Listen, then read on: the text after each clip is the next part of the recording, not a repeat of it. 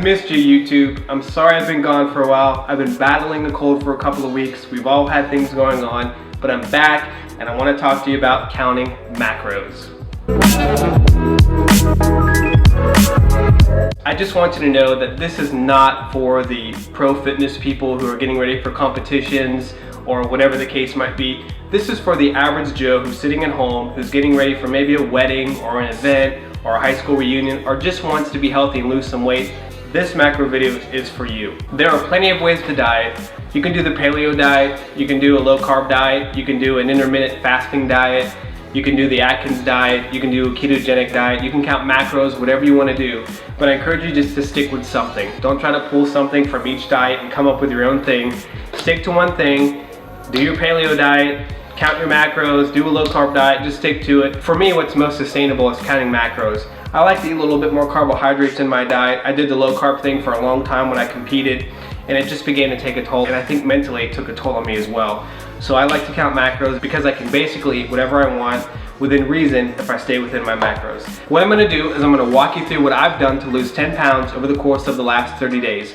It's very simple. Just follow along with me. If you have questions, please comment below and I'd love to help you out, or send me an email. So what I did was I took my weight, 180 pounds, and I multiplied by 14. That came out to 2,520. So for me, if I want to maintain weight, not lose weight, not gain weight, I need to eat approximately 2,520 calories a day. What I did next was I took 2,500 and I subtracted 500 because I want to lose weight, and that came out to 2,000 calories. So that's my baseline calories to try to lose weight over the course of the next few weeks. The next thing I did is I wanted to figure out protein grams. So I took my weight, 180 pounds, and I multiplied that by 1.1, which came out to 198.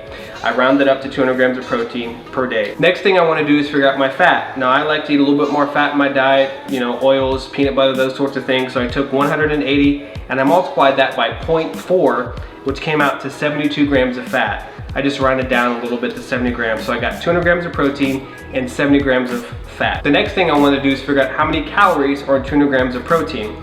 So for every gram of protein, there's 4 calories, and for every gram of fat, there's 9 calories. So we need to figure out those numbers. So I took 200, I multiplied by 4, which came out to 800 calories from protein. Next, so I took my fat, took 70, I multiplied that by 9, and that came out to 630 calories from fat. So I added those two numbers, 800 by 630, and that came out to 1,430 calories.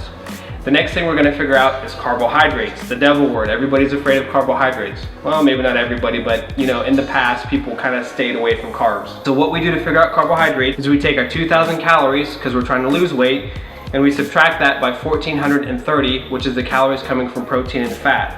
That gave us a total of 570 calories from carbohydrates.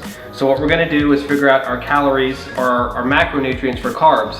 For every gram of carbohydrates, there's 4 calories, just like protein. So I took 570 and I divided by 4.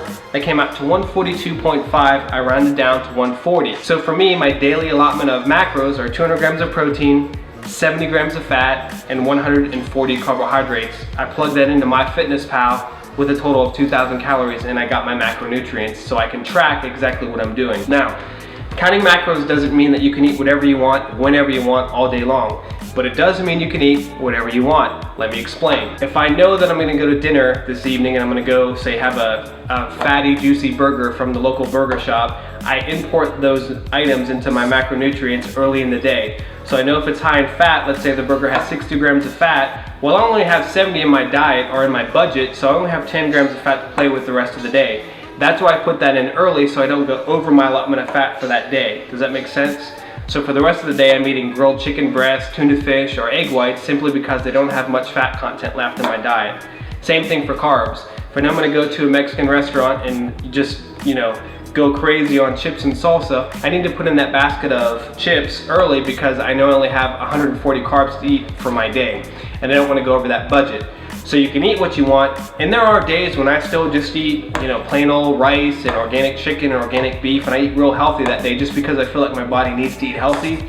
But then there's days when I'll have, some fast food, some, whatever I want for breakfast, some pancakes or something, just because I feel like I want to eat something sweet. But I stay within that budget of macronutrients. I hope this video helped you. If you need anything, please comment below or send us an email.